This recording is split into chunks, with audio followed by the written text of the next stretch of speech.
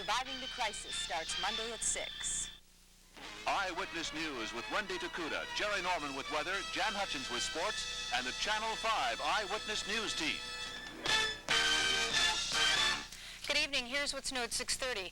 Right now, about 60 Americans are being held hostage by Iranian students at the U.S. Embassy in Tehran. Those students fought with American Marines for 3 hours today. Then they took over the embassy. They locked in the Americans as well as several Iranians. The students say they will not release the hostages unless the United States turns over the Shah to what the students call Islamic justice in his own country.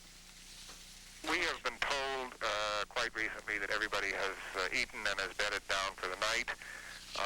Apparently, most, if not all, of the hostages are in the ambassador's residence, which is within the embassy compound. All indications that we have is that they are safe and well, and nobody has been harmed. We've had no indication that there's been any violence or harm to anybody. Mr. Toohey says the United States isn't considering returning the Shah to his home country. The Shah is in New York, where he's being treated for cancer. And in New York, 7 Iranian demonstrators chained themselves inside the Statue of Liberty today. It took National Park Service Guards 3.5 hours to cut them loose and carry them away. The protesters attached a banner to the statue saying, quote, "The Shah must be tried and punished." No word yet on what those demonstrators will be charged with. In Los Angeles, a Jewish lawyer found 3 wooden crosses burning on his front lawn this morning. Attorney Joe Merdler and his wife found an anti-Jewish note attached to one of the crosses. It was signed the KKK. Another note was found on the Merdlers' front porch under an ice pick. The Merdlers have no idea who's really behind all this, and neither do the police, but the local Anti-Defamation League there says it doesn't look like the work of the KKK. 3 people are still hospitalized tonight in North Carolina after that deadly fight yesterday between the Ku Klux Klan and a leftist group there. That fight started during a rally sponsored by the Workers' Viewpoint Organization. Today, the California branch of that group blamed the police. Knew that something was about to happen, yet the police weren't there, and then later they were there. But whenever anything happens where we're on a march, we know the police are there automatically, looking at us, seeing whatever we do wrong so that they can catch us. But when the Klan does something, they're nowhere around. 4 people were killed in that fight. All of them were members of the Workers' Party. Greensboro police arrested 12 people on murder charges. They say they had officers watching the attackers drive through the neighborhood, but there were no police on the scene when the shooting started. In San Francisco, an elderly man was killed after an argument in a hotel last night. It started as a shouting match between 85-year-old Vladimir Unrug and 24-year-old Orrin Patrick. Both men lived at the hotel. Police think they were fighting over the bathroom facilities there. Minutes later, Unrug was beaten to death. Patrick was arrested on murder charges. Tonight, police in San Jose are looking for the person who beat a young San Jose student to death this morning. 21-year-old Blythe Nielsen was found in her apartment on South 12th Street today by her brother, Bart Nielsen. Police want to talk with anyone who might have noticed anything suspicious at Nielsen's apartment. The police do not have a motive yet in that murder. Mayor Dianne Feinstein had a bad scare yesterday while she was walking on San Francisco's streets. The mayor has been doing some campaigning, and yesterday she was going door to door on Divisadero when a man walked up to her. When he was about 10 feet from the mayor, he aimed a gun at her head and he pulled the trigger. It was startling, and I think the thing that it shows is that there's really nothing anybody can do in those situations. If it's going to happen, it's going to happen. That gun turned out to be a cigarette lighter. The same man pulled his lighter on the mayor's press secretary, then he wandered off. The press secretary says the man didn't commit a crime, so no one tried to stop him for questioning. A young San Francisco woman is dead tonight after a high-speed accident on Brotherhood Way, and her husband is charged with felony manslaughter. Police say 23-year-old Douglas Rosenberry lost control of his car and skidded almost 200 feet. Then he hit a curb and rolled 100 feet more. His wife, Kathy Jo Rosenberry, was pronounced dead at the scene. Douglas Rosenberry has also been charged with drunk driving and with speeding. Rescue teams in Mammoth found the wreckage of a small plane that crashed yesterday, killing the pilot there. Arthur Clement was flying his single-engine plane from Denver to San Jose when he ran into a bad snowstorm in Nevada. Clement radioed Oakland that he was having trouble navigating. His plane went down a short while later in the mountains near Mono Lake, 2 miles east of the Mammoth Airport. Well, the air over Marin County was full of attack helicopters and the sound of gunfire this morning, but by the time the smoke cleared, there was a winner, but no casualties. It was the biggest military exercise ever using both reserves and regular troops, 3,000 people in all. Eyewitness News reporter Bill Hillman was out on the front lines. Almost before the sun was up this morning, they were in the air. Marine helicopters carrying an invasion force to the Marin headlands. This is the culmination of 2 days of military maneuvers in which Reserve and National Guard soldiers, sailors, and flyers are finding out how to work together. This is the climax. Here is the situation. The Orange forces have seized the Blue's treasure and have retreated into the green headlands of Marin at Fort Cronkite. Blue is attacking to recover the treasure, first with an amphibious assault from an attack transport offshore, and then with the knockout punch, an airborne task force, which will attempt to isolate the Orange units and pick them off one by one. The weather is a problem.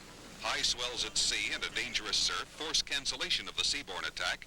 Beachmasters wait vainly for the landing craft. Safety is a prime concern in this exercise, and today there were no injuries. Left without the amphibious support, the helicopters go in by themselves, landing their Marines at key positions from which they can move against the Orange force. This, by the way, is the last time this military exercise will be held in the Golden Gate National Recreation Area, which was formerly part of our military establishment. For the men, this annual exercise is the culmination of a year of training. Would you rather be here or back at the training center? I'd rather be here, because back there I don't pick up too much experience, and that's what I'm training for. And right now I pick up a lot of experiences for later uses. You told me a minute ago you'd learned something else. How to stay out of general's ways, you mean? In one coordinated exercise, it puts all the practices that we do all year round, and it puts them together. It's just like a football team. You practice your individual units, the blockers, the tacklers, the passers, ends, so on. But until you get it together and have a scrimmage, you don't know whether it works. And this is what we're doing today. As for that treasure, Blue failed to get it back today, but spokesmen here say that Orange wasn't the only winner. It was also the country as a whole. At the Golden Gate National Recreation Area, Bill Hillman, Channel 5 Eyewitness News. Eyewitness News intelligence forces have also learned that prize everyone was fighting over was a white box containing a very large bottle of Chivas Regal Scotch. Coming up on Eyewitness News, problems at Japanese reactors and another delay for Diablo Canyon, and Ted Kennedy answers questions on Chappaquiddick. Those stories and more when we come back. Hey, Bill, so you're finally going to retire? Yeah, sure gonna miss that old paycheck. Then put all that dough you're setting on in a payday plan at Santa Barbara Savings. Payday? Payday. If you combine your investments into this savings account, we'll send you a good-sized check every month just on the interest. What are you smiling about? It's payday, Barnacle, you. For a nice check every month, come talk to us about a payday plan at Santa Barbara Savings. It's payday. The ear knows what it hears, so listen. One of the largest selections of Fisher stereo equipment in Northern California on sale for 4 days only at Emporium and Capwell's. Speakers, $20 to $100 off. Tape decks with Dolby, reduced to just $129 for 4 days only. Save on every Fisher product in stock at Emporium and Capwell's. Fisher, an earful of sound, and sound, after all, is the bottom line. The great Fisher 4-day sale, Friday through Monday at every Capwell's and Emporium. Tell us about your worst denture cleaning problem. Oh, you wear dentures. You tell him, George. Well, coffee, food stains. His dentist says it's mostly plaque and it stains. Introducing new Duo Denture Cleanser. The first tablet, 2 layers strong, to double clean dentures in one soak. That's why one Duo cleans plaque and its stains better than 2 Efferdent. My dentures look great. You tell him, George. I did. New Duo, double cleans in one soak. For 30 years I've been a hairdresser in Hollywood, where hot lights cause dry hair. I never found anything better for dull, dry hair than Alberto VO5 conditioning hairdressing. We use a touch of VO5's concentrated formula before setting or combing to put hair in healthy-looking condition, so it looks natural, easier to comb. VO5 could be just as fabulous for you. Give your dull, dry hair the star treatment with Alberto VO5 conditioning hairdressing. Some of the candidates challenging Mayor Dianne Feinstein had their say to Channel 5's newsmakers. Eyewitness News reporter David Fowler talked with 4 of the lesser-known candidates who are running for the city's top job. And one of the issues they mentioned was the need for more law enforcement in San Francisco. Yes, the public. I think there's a very important thing for the future mayor to name the police chief in advance of the election, as a matter of fact. I don't believe that we can just assume that the selection will be well made if made from out of town, for example. The policemen themselves have come out very clearly that they do not get along with the man. So where I think Charlie Gain has done some good things, since he can't work with the police staff, no, I would not bring back Charlie Gain. I would bring back somebody from within the ranks. I felt that if nobody else was going to speak out for people who weren't necessarily catering to downtown business interests and other business interests, and I'll do it myself. My campaign is running in tandem with the campaign of the former chairman of the U.S. Labor Party, Lyndon LaRouche, who is seeking the nomination for President of the United States in the Democratic Party. I think you'll see that what we have called an anti-liberal pro-progress alliance actually represents the views of the majority of this country. Dianne Feinstein, Quentin Kopp, and David Scott are the top three candidates. Tibor Uskud, Sylvia Weinstein, and Cesar Ascaruns are the other candidates. Well, it's still a year away from Election Day 1980, but presidential candidates are already making use of the airwaves. Ted Kennedy gave a one-hour interview to CBS correspondent Roger Mudd, and that'll be on later on tonight. A lot of that interview centered on the Chappaquiddick incident. Mudd asked how he would answer a heckler who might charge that Kennedy was drunk and later lied about the death of Mary Jo Kopechne. As I say, I'll answer any of the questions that do come up during the course of a campaign, whether if it's a particular heckler on X, Y, or Z issue. But I will answer the questions. That entire interview can be seen during the program CBS Reports Teddy, and that's at 10 tonight here on Channel 5. Well, trouble at a nuclear plant 100 miles from Tokyo today. The reactor shut itself down when a condenser pump stopped working correctly. Officials say no radiation leaked, but this newest problem comes less than 24 hours after an internal leak of 80 tons of cooling water inside another Japanese plant. None of that water escaped into the environment, but the Japanese Atomic Energy Commission is investigating both accidents. California's Diablo Canyon nuclear power plant may be in for a few more delays. That plant is almost completed, and it's waiting for the final go-ahead from the Nuclear Regulatory Commission.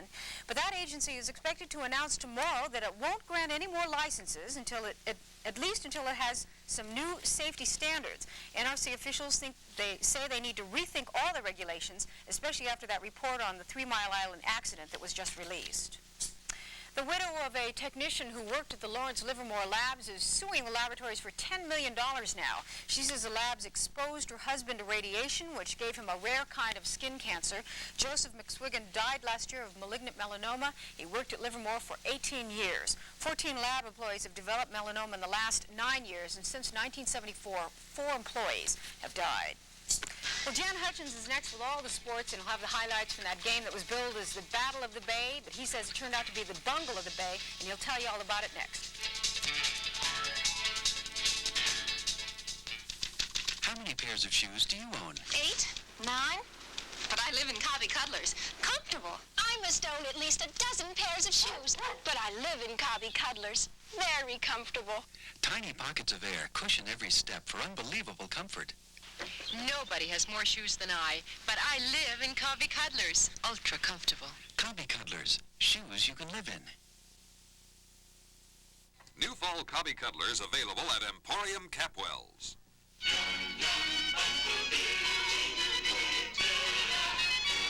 Even with all that mayo, and the onions, and the olives, and the noodles, there's only one ingredient that can possibly make a tuna dish delicious.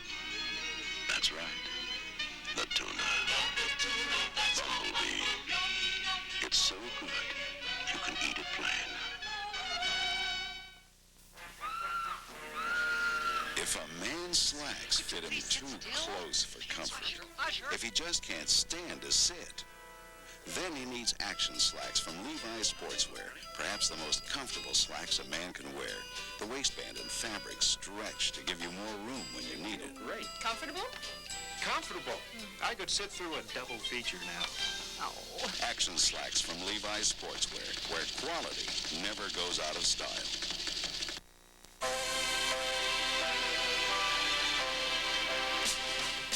KFOG plays more music than any other radio station in San Francisco. KFOG, KFOG, FM 104.5. All day, all night, all music, all the time. KFOG, KFOG, FM 104.5. Relax. It's beautiful. Jan Hutchins here with the sports. Okay, what exactly happened in the game today between the 49ers and the Raiders? Well, I had a little struggle with the full moon last night, and the full moon even had the Raiders and 49ers numbers today. 11 turnovers before Oakland turned in the expected 23-10 victory. Oakland turned on the intensity from the start. This is the opening kickoff. Larry Brunson follows the wedge, breaks through, reverses his field before Charles Cornelius catches him at the Niners' 25. Raiders got a field goal from that penetration, blew one turnover, then scored on this Stabler to Branch pass to make it 9-0 Oakland. But the Niners refused to be blown out. Steve Stats DeBerg over the middle to Paul Hofer, and he takes it to the Raider 10. DeBerg was 20 of 42 for 195 yards. Lester Hayes and the Raiders came up with one of several big plays, though, to stop this drive. Diving for DeBerg's overthrow, Hayes makes the interception here. San Francisco scored on a field goal to make it 9-3. Now watch this play. Stabler to Dave Casper. But when he gets hit, the ball comes out backwards. Gerard Williams gathers it in, and now he'll just dance around for a moment before taking the comfortable way out. Phil Francis scored the touchdown on an inside trap, and it was suddenly 10-9 San Francisco. But the Niners late in the half, luck haunted them again today. This should be interception. Bounces through the defender's hands, and instead becomes a Dave Casper catch. His fumble was ruled after he was down. So with a pass interference, the Silver and Black had time to drive in for the go-ahead score, Mark Van Eegen carrying. San Francisco seemed ready to go back in front, though, when speedster James Owens zoomed back with the kickoff. But watch Derek Ramsey, number 84, strip him of the ball, and Oakland recovered at their own 25 to end that threat. The Niners, who lost the ball 6 times in the game, then lost it on the second half kickoff. Lenville Elliott, the GOAT, Oakland gets the treat. They turned the trick quickly, Stabler to Branch as the Niners run into one another, and it's 23-10. The Niners did keep trying as usual. Watch Paul Hofer pound around right end, and with good balance, burst clear down to the Oakland 30. Hofer gained 102 yards on the ground today, 166 yards total offense. But the Raiders' defense was the equal to the task again. Here it's 4th and inches at the 3. They put up a stone wall for Hofer and hold on to win 23-10. Watch Villapiano and Matusak give each other some love taps from down there in the pile. Yes, yes. Let's check the other NFL scores. Denver's crush shut down the Saints 10-3. They stayed tied with San Diego, a game up on the Raiders in the AFC West. The Rams rebounded with a shutout of Seattle despite a broken little finger on the throwing hand of Pat Hayden. Chicago cruised past Detroit. The Jets jumped past Green Bay. Otis Anderson reached the 1,000-yard rushing mark, and the Cards went over the Vikes. Dan Fouts passed for only 236 yards as the Chargers clipped Kansas City. That broke his string. Greg Landry came on for an injured Burt Jones to lead the Colts by Cincinnati. Atlanta beat Tampa Bay on a late 60-yard run by Bubba Bean. New England nailed the Bills 26-6. Dallas needed a last-second field goal to fight off the Giants 16-14. Harold Carmichael set a new NFL record with his 106th consecutive game, catching at least one pass today. But his Eagles lost to Cleveland, and Pittsburgh paddled Washington 38-7. The Steelers' Franco Harris became the 8th player in NFL history to pass the 8,000-yard mark in career rushing with that run. Speaking of passing, Terry Bradshaw had a spectacular day. Threw for over 300 yards and 4 touchdowns in less than 3 quarters. His best day ever as a pro, and the Steelers were awesome as they beat Washington. Stallworth with the catch there. Bradshaw completed 15 of 27. Here connecting with Stallworth for the touchdown. And now here to Lynn Swan, a nice bit of running following for a 41-yard gain.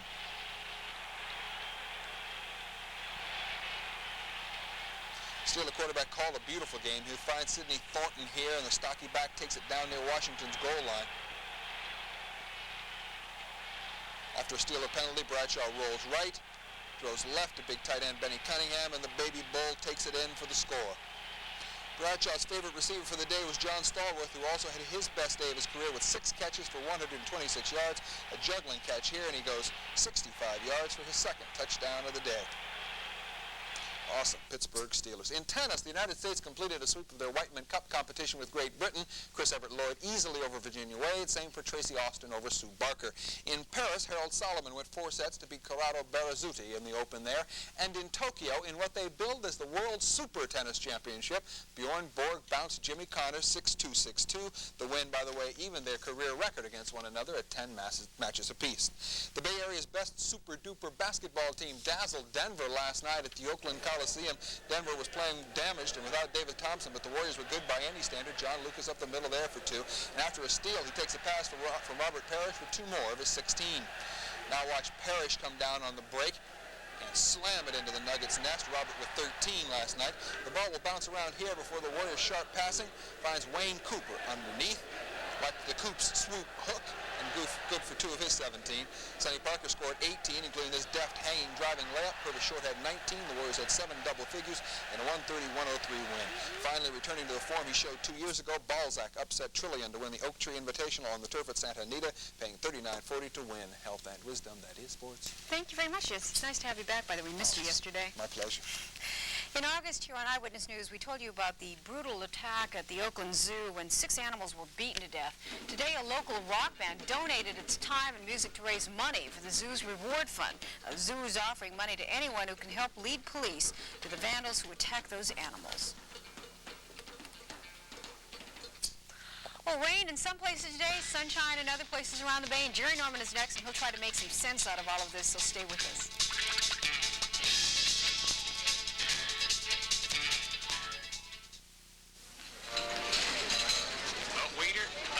Waiter, there appears to be a tree in my soup. Yes, that's a hemlock, sir. Hemlock? Call a doctor. Oh, there's no reason to be concerned. What do you mean there's no reason to be concerned about something like that? Hold the phone, fellas. We can explain. At Boise Cascade, we use hemlock to make wood and paper products. And we use some of what's left over to make a yeast that's added to soups, gravies, and snack foods to boost their protein and vitamin B content. We also use other leftovers to make other useful products, like chunk bark, particle board, and pulp. Using all we can of every tree we harvest helps provide the jobs, wood, and paper products all of us need, while sustaining the forests all of us love. Boise Cascade, a company worth looking at. John, you'll be late. Forgot his vitamins. Well, that's okay. If you take a vitamin supplement, you can miss a day. With Theragran M, miss a day, and that's okay. Whatever your lifestyle, at work and at play. Get 10 essential vitamins plus iron and other minerals with Theragran M. Theragran M, the high-potency vitamins recommended by physicians and pharmacists and supplied to the U.S. Olympic Committee. Theragran M. Miss a day? That's okay.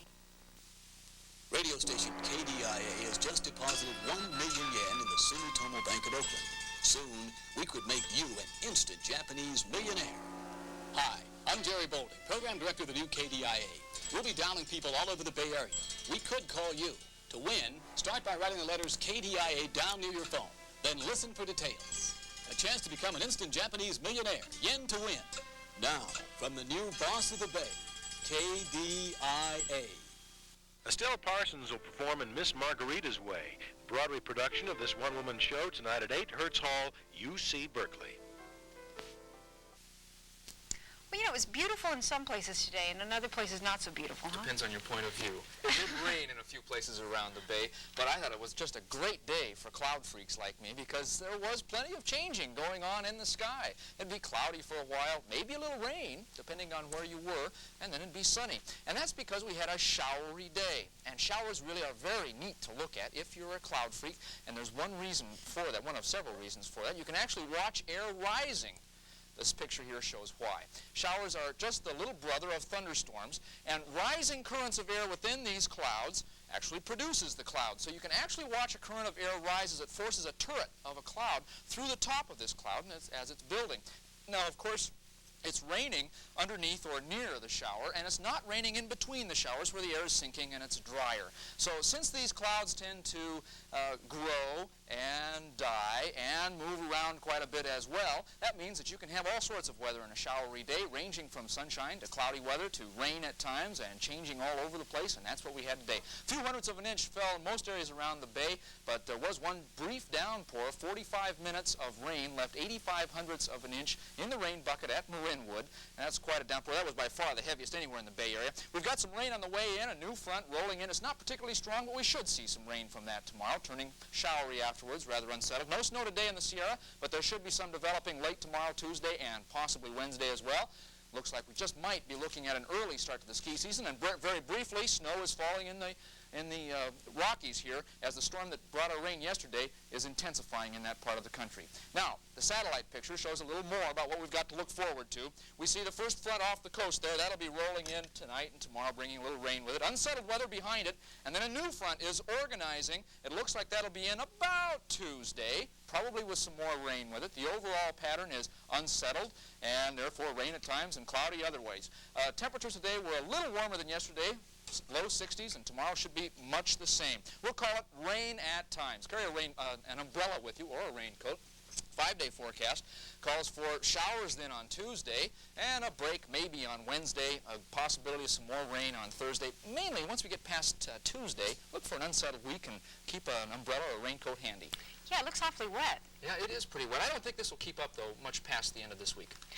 You know, you were absolutely right about the partly cloudy weather. I mean, forecast was just absolutely perfect. But did you happen to look at the sailboats on the bay today? No, I didn't happen to notice them. It was just great. It was just absolutely full of sailboats. All these different colors. It was beautiful. It wasn't cloudy over the bay. Thanks a lot, Jerry. Well, that's Eyewitness News for now. 60 Minutes is next year on Channel 5, and we'll be back again at 11 o'clock, and we'll see you then. Good night.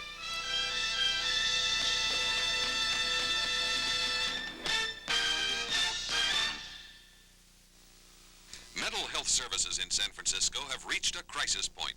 Here's Pat Palillo. 3 years ago, the Psychiatric Emergency Unit here at San Francisco General was seeing about 140 patients a month. This month, the unit will see about 700, and these patients are sicker and take longer to treat. The reason for all of these things is that mental health spending in San Francisco has been cut drastically over the past several years. Other programs have closed, so San Francisco General has had to take up the slack. The latest cuts came in September, more than $4 million worth. As a result, about 30 community mental health workers lost their jobs. Mount Zion Hospital closed its program for disturbed teenagers. St. Mary's and Presbyterian lost some psychiatric beds. And 3 other treatment programs shut down completely. The cuts have been made, but people are still hurting, and a lot of them are coming to San Francisco General Hospital. The trouble is, San Francisco General can't handle them all. One doctor even said he had to send a few patients to city parks to spend the night because he didn't have any other place to send them. Now, this kind of thing can't be allowed to go on. Some of these community programs have got to be reopened. Now, the county mental health people are about to ask the Board of Supervisors for more money, about $1.5 million. When they do, we don't want to hear that the supervisors can't find the money. This is an emergency, and it has to be fixed right away. Now, we're going to send a copy of this editorial to the mayor and every supervisor. If you want to help, write your own supervisor, care of City Hall, San Francisco. I'm Pat Palillo. Your comments on Channel 5 editorials are always welcome.